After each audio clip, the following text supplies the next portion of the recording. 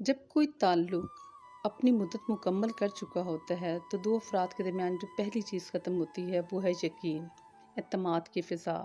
और उसकी जगह जो चीज़ लेती है वो है शक। होता ये है कि दोनों अफराद में से जिसने भी छोड़ने का तहिया कर लिया होता है वो क्या करता है कि वो सामने वाले बंदे की नीयत पर शक करता है, उसके खलूस पर शक करता है, उसकी लॉयल्टी पर शक करता है।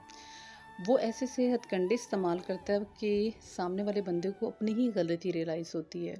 अब वो उसको ऐसी बातों पर टोकेगा जो कि बिल्कुल सही बात होती है, सच बात होती है, लेकिन वो उसको भी इस पर गलत करार देगा क्योंकि उसने वहाँ से जाना होता है। लेकिन वो शख्स कभी भी लफ्ज़ों में नहीं कहेगा कि वो आपको छोड़ने लगा है, क्योंकि जो ऐसे लोग होते हैं ना वो बुज़दिल लोग होते हैं।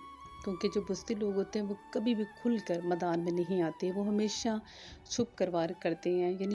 यानी वो अपनी गुनाहों का भी बोझ आप पर डालकर आपका कॉन्फिडेंस इतना लूज़ कर देते हैं कि आपको लगता है कि सब कुछ आपकी वजह से हुआ है।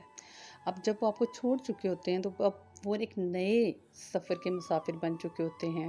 लेकिन कुदरत का ये निज़ाम बड़ा खूबसूरत है कि वो कभी भी किसी के साथ ज़्यादती नहीं होने देती। अब जो वो शख्स जो छोड़ के आपको जा चुका है और अब नए सफ़र हम सफ़र और नए सफ़र की तलाश में होता है, कुदरत क्या करती है कि उसको ऐसी जाल उसके लिए बुनती है कि वो जाल इतना खूबसूरत होता है कि जहाँ से वो सफ़र शुरू करता है घूम फिर कर वहीं आ जाता है।